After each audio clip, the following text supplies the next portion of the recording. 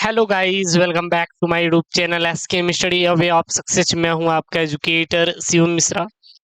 और आज हम इस पेपर के जरिए आपको जितने भी टॉपिक होते हैं, वो चाहे हम बात करें गद्यांश पद्यांश की, चाहे बात करें बहुविकल्प की, चाहे बात करें हम जीवन परिचय की, चाहे बात करें हम खंड काव्य की, या फिर बात करें कहानी के सारांश की, या फिर संस्कृत के गद्यांश पद्यांश की, या फिर मुहावरे की बात करें, या फिर शब्दयुक्त की बात करें, या फिर पत्र लेखन की बात करें, या फिर निबंध की बात करें।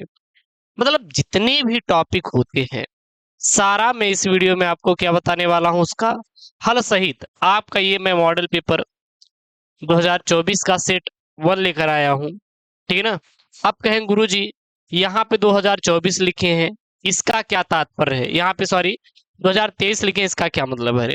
अरे जो आपके पिछले साल के प्रश्न है, पिछले साल के प्रश्न है, क्वेश्चन पेपर है, वहां से मैं कलेक्ट किया हूं डाटा, और वही आपके पास क्या कर रहा हूं, डिलीवर कर रहा हूं, यानी कि आपको वही चीज मैं दे रहा हूं। ठीक है ना।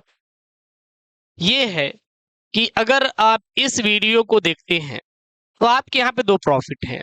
सबसे पहले, जो आपके क्वेश्चन हैं वो तो आपके हो ही जाएंगे, साथ ही साथ क्या पैटर्न रहेगा, क्या आपका पैटर्न रहेगा, यह भी आपको मालूम चल जाएगा। ठीक है ना। तो इसलिए आपको ये वीडियो देखना है, और बहुत जरूरी वीडियो है। तो मैं आशा करता हूँ कि आपको ये वीडियो पसंद आई होगी। तो यार वीडियो को लाइक करना है, मतलब आएगी तो लास्ट में लाइक करना है, चैनल को सब्सक्राइब कर लेना है। और हाँ, अपने दोस्तों के साथ इस वीडियो को जरूर से जरूर शेयर करिए, क्योंकि बहुत ही मोस्ट इंपॉर्टेंट ये वीडियो आज होने वाली है, जो कि आप सभी बच्चों के लिए स्पेशल मैंने तैयार किया है अपने हाथों से। ठीक है ना। ये पेपर को, चलिए, ये आपका क्या है, ये आपका पेपर कोड होता है। करेजा लोग, क्या होता है? पेपर कोड होता है। इसको हम लोग क्या नाम देते हैं? पेपर कोड देते हैं। ठीक है ना। पूर्णांक आपका तो 100 नंबर का, 100 नंबर का आपका पूर्णांक रहेगा, जिसमें से 33 नंबर, अगर आप 33 अंक ला लेते हैं तो आप क्या हो जाएंगे, बोर्ड में पास हो जाओगे, आराम से पास हो जाओगे, कोई चिंता नहीं है। कितना? अगर आप ये 100 में से 33 नंबर ला लेते हैं, तो आप पता लगा 33 नंबर नहीं पाए, तो भैया फेल हो जाए। ठीक है ना। तो इसलिए इसको आप लोग देख लेना। 3 घंटे 15 मिनट का क्या मिलने वाला है? टाइम मिलने वाला है प्यारे बच्चों। और यही 3 घंटे 15 मिनट में आपको ये जो 100 नंबर है, 100 अंक है, पूरा का पूरा सॉल्व करना है। यही 3 घंटे आपका पूरा भविष्य डिसाइड करेगा। जो आज पढ़ के आप बोर्ड एग्जाम नंबर लाओगे, वही आपके पूरे फ्यूचर रहेगा। क्या आप 40 साल के हो जाओगे तो क्या क्लास 12th की मार्कशीट बदलवा सकते हैं? क्या नहीं बदलवा सकते ना यार। तो आप कोशिश कीजिए कि जो एक बार पढ़ ले सर, वो हमारा तैयार हो जाए और बोर्ड में 95 गेन करे। निर्देश यहाँ कुछ दिए गए हैं। प्रारंभ के 15 मिनट परीक्षार्थियों को प्रश्न पत्र पढ़ने के निर्धारित है, और इस प्रश्न पत्र में 2 खंड हैं। दोनों खंडों के सभी प्रश्नों का उत्तर देना क्या है, आपको अनिवार्य है कि सभी प्रश्नों का आप लोग उत्तर दीजिए। ठीक है ना। तो इसमें कितने खंड होंगे सर? 2 खंड होंगे। एक खंड क रहने वाला है, एक खंड आपका ख रहेगा। खंड का आपका 50 अंक का, खंड ख भी कितना का 50-50 अंकों का रहेगा। ठीक है ना। सबसे पहले खंड क की बात करें, इसका मैंने मॉडल पेपर कल अपलोड करवा दिया था। आज इसका फुल सोल्यूशन वीडियो है। ठीक है ना। आज इसका फुल सोल्यूशन वीडियो अगर आपने देखा नहीं है तो जाइए प्लेलिस्ट में, आप पूरा पूरा वहां से पढ़ सकते हो। खंड क, खंड क आपका कितने नंबर का रहेगा? 50 अंकों का रहेगा, 50 नंबर का रहने वाला है। पहला प्रश्न है, आचरण की सभ्यता निबंध के लेखक है। जो आचरण की सभ्यता है, इस निबंध के लेखक कौन है? रामचंद्र शुक्ल, महावीर प्रसाद द्विवेदी, अध्यापक पूर्ण सिंह, या संपूर्णानंद? तो आचरण की सभ्यता जो निबंध के लेखक हैं, वो हैं अध्यापक पूर्ण सिंह। कौन है? अध्यापक पूर्ण सिंह। कौन है? आचरण की सभ्यता निबंध के क्या है? लेखक हैं, अध्यापक पूर्ण सिंह है। क्लियर है। अब वाला प्रश्न है, हिंदी नई चाल में ढली, यह कथन किस लेखक का है? जो हिंदी नई चाल में ढली है, यह कथन किसका है? वैसे तो आपको, आपके पास 4 ऑप्शन रहेंगे। राइट ऑप्शन आप लोग सीधा मारेंगे, भारतेंदु हरिश्चंद्र। भारतेंदु हरिश्चंद्र, हिंदी नई चाल में ढली, यह कथन है भारतेंदु हरिश्चंद्र का। उसने कहा था, कहानी के लेखक हैं चंद्रधर शर्मा गुलेरी। चंद्रधर शर्मा गुलेरी जो हैं, उसने कहा था कहानी के लेखक हैं। ग है चिंतामणि निबंध संग्रहों के लेखक हैं। चिंतामणि निबंध संग्रह के लेखक कौन है? महावीर प्रसाद द्विवेदी, भारतेंदु हरिश्चंद्र, हजारी प्रसाद द्विवेदी और रामचंद्र शुक्ल। तो ये है चिंतामणि जो निबंध के लेखक है वो है रामचंद्र शुक्ल है। कौन है? रामचंद्र शुक्ल है। उसके बाद है यहाँ पे पंगा वाला, कलम का सिपाही की रचनाकार कौन है? प्रेमचंद, अमृत राय, यशपाल या जैनेन्द्र। तो जो कलम का सिपाही है इसके जो रचनाकार हैं वो है अमृत राय। अमृत राय कौन है? कलम के सिपाही के रचनाकार हैं। दूसरे का क्या यहाँ पे प्रिय प्रवास के रचयिता है। जो प्रिय प्रवास है इसके रचयिता कौन है? मैथिली शरण गुप्त है, सिया राम शरण गुप्त है, अयोध्या सिंह उपाध्याय हरियोध है या जयशंकर प्रसाद है। तो प्रिय प्रवास के जो रचयिता है वो है अयोध्या सिंह उपाध्याय हरियोध जी हैं। कौन है? हरियोध जी हैं। फिर ख वाला प्रश्न है, निम्नलिखित में से छायावाद के कवि हैं। निम्नलिखित में से छायावाद के कवि कौन है? परमानंद दास या सूरदास या चतुर्भुज दास या मुकुटधर पांडे। तो जो छायावाद के कवि माने जाते हैं वो माने जाते हैं मुकुटधर पांडे को कहा जाता है। मुकुटधर पांडे कौन है? यह छायावाद किसके? छायावाद के कवि माने जाते हैं। ग है निम्नलिखित में से कौन सा कवि छायावाद युग का नहीं है? सूर्यकांत त्रिपाठी निराला, जयशंकर प्रसाद, महादेव वर्मा या अज्ञेय। तो वो है अज्ञेय जी। क्या है? अज्ञेय जी। ये जब लोग क्वेश्चन है ना ये बहुत इंपॉर्टेंट है और आप लोग तैयार कर लीजिएगा। फिर यहाँ पे घ वाला है, रश्मि रथी किस कोट की रचना है? महाकाव्य है, मुक्तक है, खंड काव्य है या फिर गद्य काव्य है। तो जो रश्मि रथी है यह एक खंड काव्य कोट की रचना है। किस कोट की रचना है? खंड काव्य कोट की रचना है। अंगा वाला प्रश्न है, बादल को घिरते देखा की रचना है। जो बादल को घिरते देखा जो रचना किसकी है? मुक्ति बोध की, नागार्जुन की, त्रिलोचन की या अज्ञेय की। तो जो मुक्ति की बोध जो बादल को घिरते देखा जो रचना है यह नागार्जुन की है। ये सब आपके क्या है? बहुत ही इंपॉर्टेंट वाले हिंदी के प्रश्न हैं जो आपके बोर्ड एग्जाम 2024 में यार फंसेंगे, इसलिए आप तैयार कर लेना। तो ये तो आपके बहुविकल्पी हो गए आपके, ठीक ना। उसके बाद यहाँ पे आएगा गद्यांश। देखिए यहाँ पे क्या है, दिए गए गद्यांश पर आधारित इनके प्रश्नों का उत्तर दीजिए। 10 नंबर का आपका गद्यांश रहेगा। कितने नंबर का रहेगा? 10 नंबर का। ये जो तीसरा प्रश्न आता है ये गद्यांश आता है और यहाँ पे 10 अंकों का है। पूरा पूरा मैंने इसको सॉल्व किया है, ठीक है ना। ऐसा नहीं कि आपको कहीं ढूंढना पड़ेगा जाके, नहीं। आप एसके में स्टडी पे आओ, पूरे हिंदी का क्वेश्चन पेपर सब कुछ मिल जाएगा। इसका पीडीएफ टेलीग्राम चैनल पे मिल जाएगा। टेलीग्राम चैनल का लिंक डिस्क्रिप्शन बॉक्स के अंदर है, जाइए यार वहां से ज्वाइन करो टेलीग्राम को और वहां से पढ़िए। देखिए यहाँ पे सबसे पहले गद्यांश दिया है। क्या दिया है यहाँ पे? गद्यांश, पृथ्वी के विशाल प्रांगण में सब जातियों के लिए समान क्षेत्र है। समन्वय के मार्ग से भरपूर प्रगति उन्नत करने का सबको एक जैसा अधिकार है। किसी जन को पीछे छोड़कर राष्ट्र आगे नहीं बढ़ सकता। अतएव राष्ट्र के प्रत्येक अंग की सुध हमें लेनी होगी। राष्ट्र के शरीर के एक भाग में यदि अंधकार हो और निर्बलता का निवास हो तो समग्र राष्ट्र का स्वास्थ्य उतना ही अंश में क्या रहेगा? असमर्थ रहेगा। तो ये तो क्या हो गया? आपका गद्यांश हो गया। इस गद्यांश से कुछ प्रश्न बनेंगे, देखिएगा। सबसे पहला प्रश्न बना है कि पाठ का शीर्षक और लेखक का नाम। तो देखिएगा, अगर पाठ का शीर्षक लेखक का नाम, अगर आप शीर्षक और लेखक का नाम याद किए हैं तो आप इसका आंसर दे सकते हैं। सर कैसे? कैसे आप बताइए कैसे? तो मैं आपको बताता चलूं, वो ऐसे कि जैसे राष्ट्र है तो अब राष्ट्र का स्वरूप अगर मैं बोला तो आपके दिमाग में आना चाहिए सर राष्ट्र का स्वरूप तो वासुदेव अग्रवाल है, बस वही आंसर है। तो अगर आपके सामने राष्ट्र का स्वरूप आए तो क्या बोल देंगे? देखिए राष्ट्र आया ना, राष्ट्र यहाँ पे आया, राष्ट्र यहाँ पर आया, राष्ट्र राष्ट्र आ रहा है तो लिख देंगे पाठ का शीर्षक राष्ट्र का स्वरूप है, इसके लेखक वासुदेव अग्रवाल जी। बस यही क्या आंसर है, आराम से 2 नंबर आपका पक गया। एग्जाम ने लिया तो नंबर पूरा दे देगा यार, एक भी नंबर काटने वाला नहीं है। दूसरा है, राष्ट्र के प्रत्येक अंक की सुध हमें क्यों लेनी चाहिए? ऐसा क्या है जिसकी वजह से हमें राष्ट्र के प्रत्येक अंक की सुध हमें लेनी होगी? ऐसा भाई कुछ ना कुछ खास बात तो होना चाहिए ना, तभी तो लोगे लेगा। कोई ऐसे तो लेगा नहीं, हाँ कि कोई ले लेगा? नहीं लेगा ना। देखिए यहाँ पे किसी जन को पीछे छोड़कर राष्ट्र आगे नहीं बढ़ सकता, अतएव राष्ट्र के प्रत्येक अंक की सुध हमें लेनी होगी। इसको थोड़ा अगर इरेज कर देंगे तब आपको पूरी चीजें दिखाई देगी। देखिए इसका आंसर यही हो जाएगा, किसी जन को पीछे छोड़कर राष्ट्र आगे नहीं बढ़ सकता, अतएव राष्ट्र के प्रत्येक अंक की सुध हमें लेनी होगी। ठीक है, यह इसका क्या हो जाएगा, आंसर हो जाएगा। फिर यहाँ पे रेखांकित अंश की व्याख्या कीजिए। पृथ्वी पर रहने वाले सभी जातियां समान हैं, उन सब में आपस में समन्वय होना चाहिए। समन्वय के रास्ते पर चलकर सभी जातियों को अपनी प्रगति और उन्नति के लिए समान अधिकार प्राप्त है। ठीक है ना। अब रेखांकित अंश की व्याख्या मतलब किसी जन, देखिए यहाँ पे समन्वय के मार्ग से भरपूर प्रगति और उन्नति करने का सबको एक जैसा अधिकार है।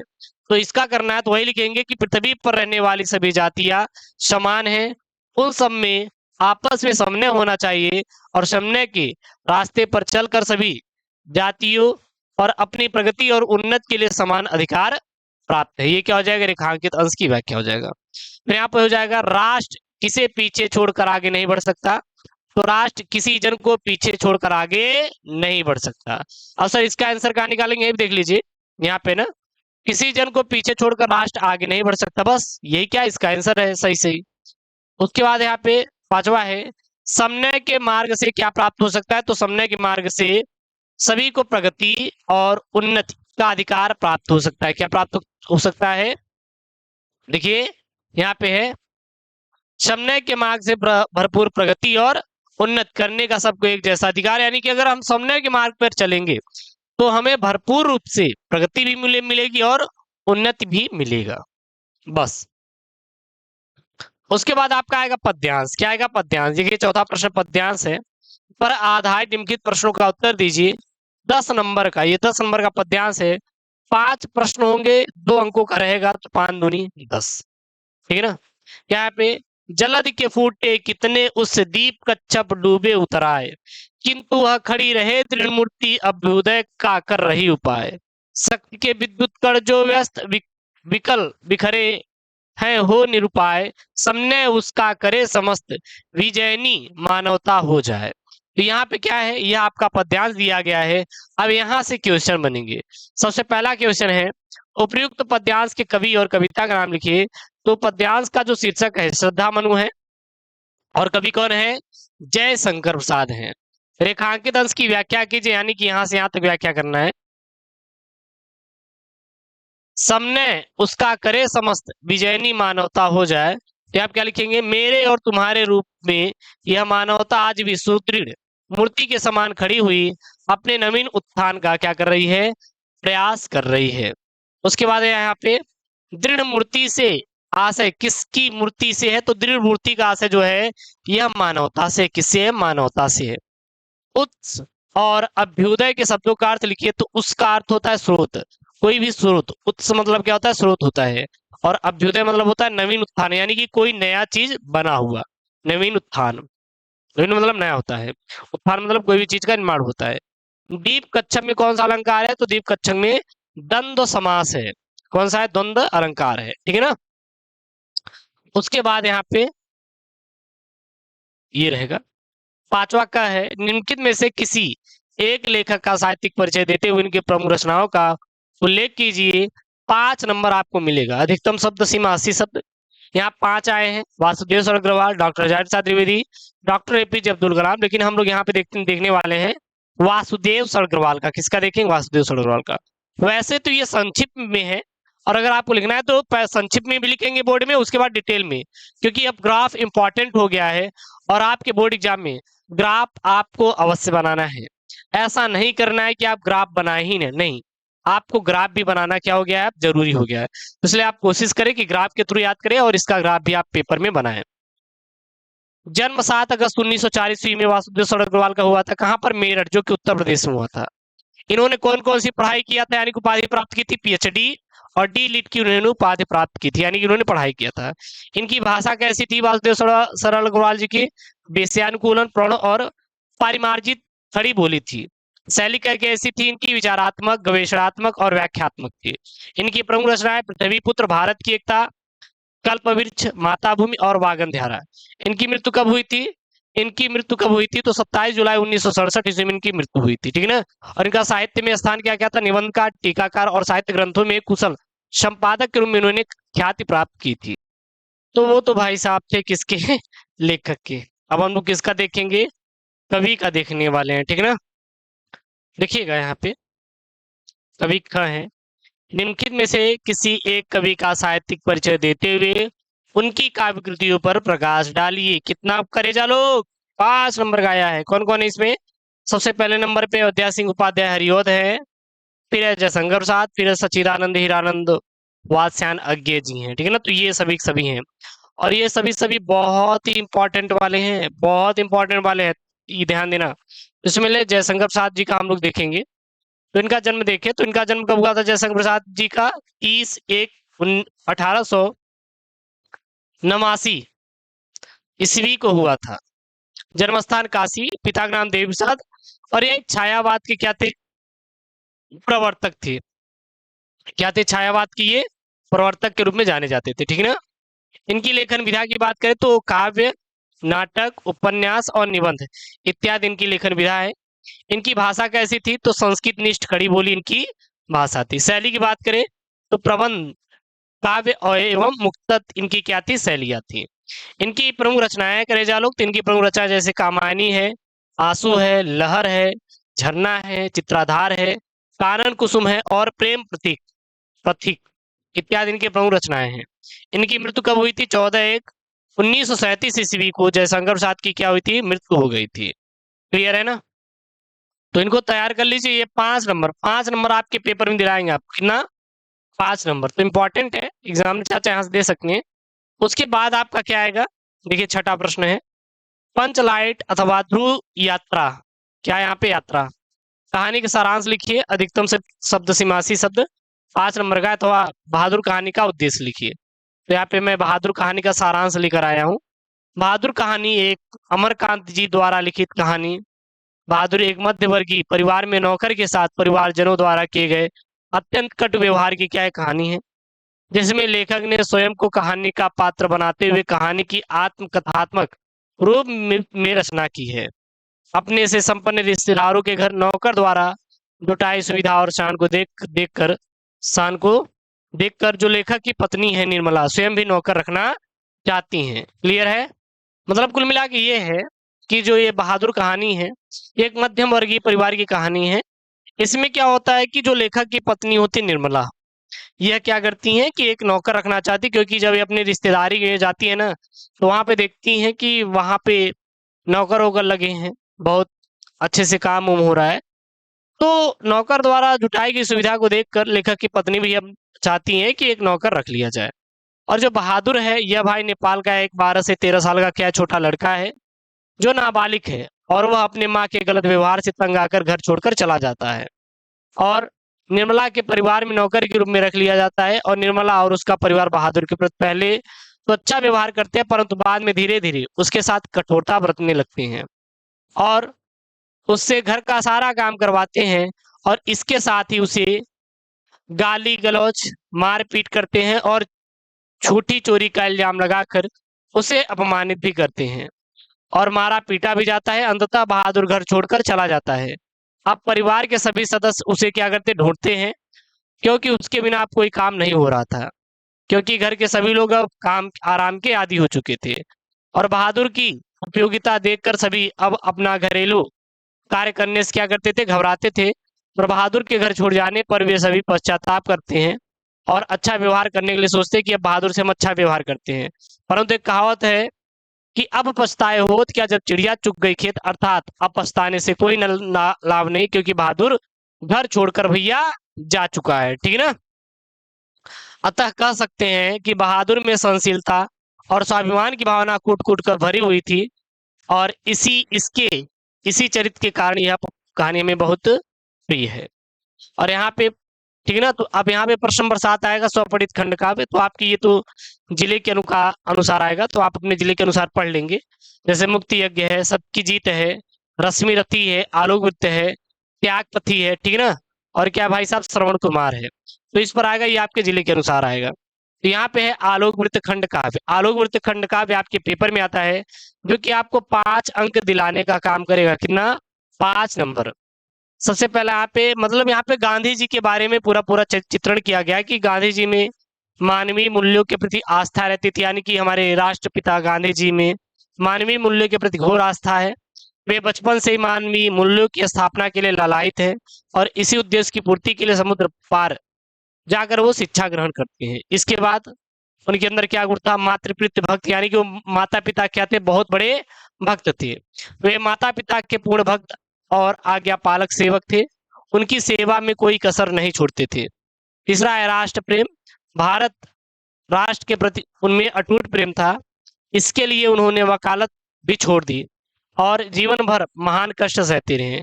हरिजनों द्वारा, यानी कि जो छुआछूत को उन्होंने मिटाया, ठीक ना, और अछूत कहे जाने वाले भारतीय भाइयों से को उन्होंने गले लगाया और उनके उद्धार के लिए सतत उन्होंने क्या किया? प्रयत्न करते रहे। पांचवा यहाँ पे स्वदेशी वस्तु व खादी को उन्होंने महत्व दिया। किसने? गांधी जी ने। तो गांधी जी ने स्वयं और अपने अनुयायियों को भी स्वदेशी वस्तु और खादी अपनाने की प्रेरणा दी। उसके बाद आपका खंड ख आएगा। अभी ये खंड ख कितने नंबर का रहेगा? 50 नंबर का। कितना? 50 नंबर। तो इसमें संस्कृत का गद्यांश पद्यांश आएगा। तो ये आप देख सकते हैं, ये गद्यांश है भैया। अथैकः से लेकर महम न रोचते, और इसका यहाँ पे क्या संदर्भ? तो ये 7 नंबर का आएगा। तो संस्कृत का गद्यांश और पद्यांश, क्योंकि देखिए हम लोग साइंस के स्टूडेंट हैं, तो भाई साहब संस्कृत का गद्यांश पद्यांश आपको खुद से रटना है। मैं लास्ट में इसका ट्रिक बता दूंगा, अप्रोच बता दूंगा कि कैसे करना है और कौन कौन से इंपॉर्टेंट है, तो उसको भी मैं करवा दूंगा, आप लोग लगा लीजिएगा। और यहाँ पे पद्यांश, ये भी आपका 7 नंबर का है। तो यहाँ देखिए, यहाँ पे पद्यांश है और ये क्या संदर्भ और इसका अनुवाद है, तो इसको आप टिक लगा लेंगे। उसके बाद आ जाते हैं मुहावरे पर। निम्नलिखित मुहावरे में से किसी एक का अर्थ लिखकर वाक्य प्रयोग कीजिए। 2 नंबर का। कितना? 2 अंकों का आपके पेपर में आएगा। जले पर नमक नमक छड़ना, आग का तारा होना यानी कि अति प्रिय होना, हवा से बातें करना यानी कि ऊंची ऊंची बातें करना, यानी कि बहुत तेजी गति से चलना, अपना उल्लू सीधा करना यानी कि अपना काम निकालना। तो इसमें से कोई एक ही करेंगे, बोला है तो ऐसे करना है तो आप कर लीजिएगा, लेकिन एक ही करेंगे तो एक ही करना है। आंखों का तारा होना यानी कि अत्यंत प्रिय होना। वाक्य प्रयोग, राकेश अपने घर में अकेला बेटा होने के कारण अपने माता पिता के क्या है? आंखों का तारा है। बस यही आप छाप देंगे।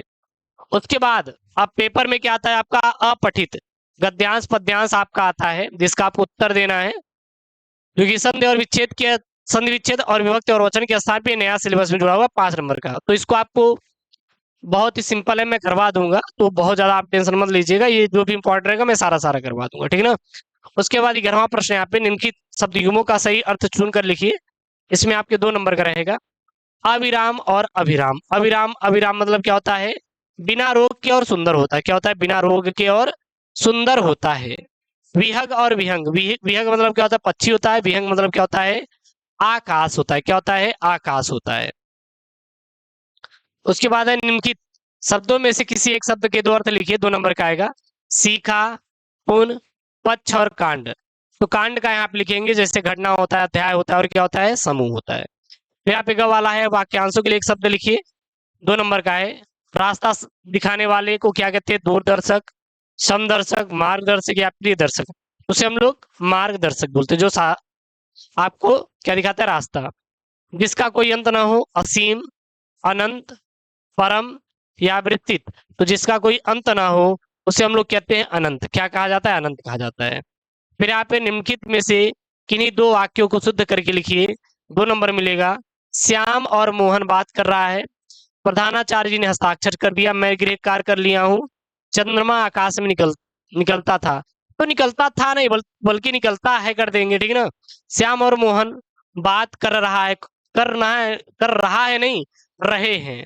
तो क्या हो जाएगा? श्याम और मोहन बात कर रहे हैं, चंद्रमा आकाश में निकलता है। तो इस प्रकार से इंपॉर्टेंट क्वेश्चन आप लगा सकते हैं, जो कि आपके बोर्ड एग्जाम में आएगा। उसके बाद रस छंद अलंकार आएगा। तो यहाँ पे देखिए 12 का नंबर है, जो कि 2 नंबर का आएगा। श्रृंगार रस अथवा वात्सल रस का स्थायी भाव के साथ उदाहरण और परिभाषा लिखिए। तो आप परिभाषा यानी कि उसका क्या परिभाषा दीजिए या फिर उदाहरण दीजिए, ठीक ना। अस्थाई भाव के साथ। और अस्थाई भाव तो मैं परिभाषा और यहाँ पे अस्थाई भाव दूंगा केवल। श्रृंगार रस क्या होता है? जब नायक और नायिका के मन में संस्कार रूप में स्थित रत या प्रेम जब रस की अवस्था में पहुंचकर आस्वादन की योग हो जाता है तो वहां पे श्रृंगार रस होता है। श्रृंगार रस का स्थायी भाव क्या होता है? रति होती है। क्या होती है? रति होती है। उसके बाद अलंकार, वैसे तो आपको याद होना चाहिए क्योंकि ये इंपॉर्टेंट ही है। यमक अलंकार अथवा रूपक अलंकार के लक्षण और उदाहरण दीजिए। 2 नंबर का है तो यमक अलंकार है। परिभाषा क्या लिखेंगे? यमक का अर्थ युग्म या जोड़ा होता है। इस प्रकार जहां एक शब्द समूह या एक से अधिक बार प्रयोग किए जाए किंतु उसका अर्थ प्रत्येक बार भिन्न हो तो वहां यमक अलंकार होता है। उदाहरण के लिए, पक्षी पर छीने ऐसे, अरे पर छीने वीर, तेरे बरछी ने बरछीने है खलन के। इस प्रकार से क्या होता है? आपका यमक अलंकार होता है। उसके बाद आएगा आपका चौपाई छंद और सोरठा छंद का मात्रा सहित उदाहरण लिखिए। 2 अंकों का, 2 अंकों का आपके पेपर में आया। कितना अंकों का? 2 अंकों का। तो यहाँ पे चौपाई छंद का लिए हैं। चौपाई सम्मात्रिक छंद है, इसमें 4 चरण होते हैं। इनके प्रत्येक चरण में 16-16 मात्राएं होती है और अंत में क्या आता है? गुरु आते हैं। अब गुरु कैसे होते हैं? जिसमें सर ए की मात्रा होती है, ओ की मात्रा होती है। तो इस प्रकार जितने भी होते हैं वो सब क्या होते हैं? आपके गुरु होते हैं। उदाहरण के लिए, निरख सिद्ध नायक अनुरागे सहज स्नेह सराहन लागे। तो ये क्या आया है? ये आपका गुरु आया। अंत में क्या आया है? गुरु आया है। ठीक है ना? उसके बाद आपका क्या आएगा? शिक्षा ऋण प्राप्त करने हेतु बैंक प्रबंधक को आवेदन पत्र 6 नंबर का आएगा। अथवा नगर में अतिक्रमण की समस्या निवारण हेतु महापौर को पत्र लिखे, जो कि 6 अंकों का आपके बोर्ड परीक्षा में आएगा भैया, 6 नंबर का। सोचिए कितना इंपॉर्टेंट ये आपके लिए है पेपर। तो एकदम वायरल समझ लीजिए कि बोर्ड में भैया आप छपे छपाए प्रश्न मिलेंगे, इसलिए आप इसको क्या करेंगे? तैयार कर लेंगे। तो मैं एक फॉर्मेट आपको बता दे रहा हूँ लिखने का तरीका। सेवा में आप जिसके भी लिख रहे हैं, अगर बैंक प्रबंधक लिख रहे हैं तो भारतीय स्टेट बैंक प्रबंधक, प्रयागराज उत्तर प्रदेश। विषय शिक्षा है ऋण प्राप्त करने के लिए, ठीक ना? विषय जरूर लिखेंगे। और सेवा में फिर महोदय सेवा में सब निवेदन है कि मैं फलाना ढिमका जो भी रहेगा एड्रेस पढ़ लिया हूँ, बेरोजगार हो गया हूँ, लेकिन हमें रोजगार करने के लिए ऋण चाहिए और मुझे ऐसा लग रहा है कि मतलब मुझे पता चला है कि आपके बैंक से ऋण मिल रहा है बेरोजगारों को भी, और मैं बेरोजगार हूँ और मुझे भी एक ये ऋण देने की मतलब कृपा करें। बस फिर आपसे आग्रह करता हूं कि आप इस प्रार्थना पत्र पर विचार करने की महान कृपा करेंगे। हो गया। उसके बाद धन्यवाद लगा देंगे। फिर आप दिनांक डाल देंगे, अब अवधि लिखेंगे और नाम यहाँ पे नहीं डालेंगे, नाम आपको नहीं लिखना है, XYZ लिख देंगे। फिर यहाँ पे नगर और जो भी है सोबतिया बाग प्रयागराज आप अपना लिख दोगे, ठीक है ना? उसके बाद 14 आएगा, 14वां आपका जो कि इंपॉर्टेंट है, 9 नंबर का, 9 अंकों का पूरा आएगा। वो आपका क्या आएगा? पर्यावरण संरक्षण की आवश्यकता, महामारियों के संबंध में जागरूकता, मेरे उपन्यासकार, भारतीय कृषकों की समस्या और समाधान, या विद्यार्थी जीवन में अनुशासन के महत्व पर आपको निबंध लेखन। जी हाँ, निबंध लेखन 9 नंबर का, 9 अंकों का आपके पेपर में आएगा। सोचिए कितना इंपॉर्टेंट है यार ये 9 नंबर आपके लिए कितना इंपॉर्टेंट है। तो यहाँ पे मैं लेके आया हूँ विद्यार्थी जीवन में अनुशासन के महत्व पर क्या निबंध है। सबसे पहले क्या डालेंगे? प्रस्तावना। प्रस्तावना में क्या डालना है कि आपको विद्यार्थी के जीवन के बारे में लिखना है कि ये बहुत परिश्रम करते हैं, पढ़ाई करते हैं, दिन रात मेहनत करते हैं, कई एग्जाम देते हैं, ठीक है ना? ये स्कूल से गृह विद्या ग्रहण करते हैं, तो प्रस्तावना लिखना है। मैं एक फॉर्मेट बता दे रहा हूँ, बाकी लिखने का तरीका आप ये भी नोट कर सकते हैं जो कि मैं आपके यहाँ पे करवा रहा हूँ, ठीक है ना? बाकी तो वैसे तो याद तो रहेगा ना इतना बड़ा, तो आप खुद से ही लिखोगे, 1-2 बार प्रैक्टिस कर लोगे तो फिर आ जाएगा। उसके बाद अनुशासन से तात्पर्य, यानी अनुशासन का मतलब क्या क्या होता है? तो अनुशासन शब्द शास धातु से बना है जिसका तात्पर्य होता है शासन अथवा नियंत्रण करना, यानी कि जो विद्यार्थी है उनको अनुशासन में रहना चाहिए। अब विद्यार्थी जीवन में अनुशासन का क्या महत्व है? तो मानव जीवन में या विद्यार्थी जीवन में अनुशासन का बहुत बड़ा महत्व है। अनुशासन का तात्पर्य है कि कोई भी बच्चा जो है वो नियंत्रण में रहे, मतलब कि गंदी बातें ना सीखे, गंदी चीज काम ना करे, लेकिन गंदी वासनाओं से दूर रहे। तो इस प्रकार से अनुशासन क्या है? महत्व है। फिर विद्यालयों में अनुशासनहीनता और उसके क्या क्या कारण है, क्योंकि आजकल विद्यालयों में अनुशासनहीनता बहुत ज्यादा होता है, और उसके क्या कारण है? तो उसके बहुत सारे कारण है, जैसे कि अभिभावकों द्वारा बालकों की उपेक्षा की जाना, उनका मतलब पक्ष लेना, दोषपूर्ण शिक्षा प्रणाली, आजकल कौन समझा रहा है? सब कुछ ऑनलाइन है। राजनीति दलों का प्रोत्साहन, आप बड़े बड़े कॉलेजों में चले जाइए, ऐसा शिक्षा नहीं है कि सर स्टूडेंट हैं तो हम भी तो स्टूडेंट हैं। अरे कॉलेज वाले भी स्टूडेंट होते हैं, कक्षा 1 में पढ़ने वाला भी स्टूडेंट होता है। कॉलेजों वॉलेजों में देखेंगे तो वहां पे नेता ही निकलते हैं, ठीक है ना। और अध्यापकों के प्रति श्रद्धा का अभाव होना, आजकल अध्यापक की कौन इज्जत कर रहा है आप ये बताइए। ज्यादा बच्चे कहाँ इज्जत करते हैं, बस पढ़ लेते हैं काम खत्म, फिर भूल भी जाते हैं कि ये कौन है भैया, वो खुद ही नहीं चिंते कि हमारे अध्यापक हैं, गुरुजी हैं। तो इस प्रकार से आप यहाँ पे पूरा पूरा अपने इस पेपर को पढ़ लीजिए, तैयार कर लीजिए। जो पेपर में आएगा यहाँ पे मैंने सारे क्वेश्चन को किया है, एक भी क्वेश्चन मैंने नहीं छोड़ा है, हर एक क्वेश्चन करवाया है। और मैं आशा करता हूँ वीडियो पसंद आई होगी, तो वीडियो को लाइक करिए और यार चैनल को प्लीज सब्सक्राइब कर लीजिएगा। इसका पीडीएफ मैं टेलीग्राम पे भेज दूंगा, टेलीग्राम चैनल का लिंक डिस्क्रिप्शन बॉक्स के अंदर है, जाके ज्वाइन कर लीजिए। ओके दोस्तों, थैंक यू, जय Hind, take care, bye bye.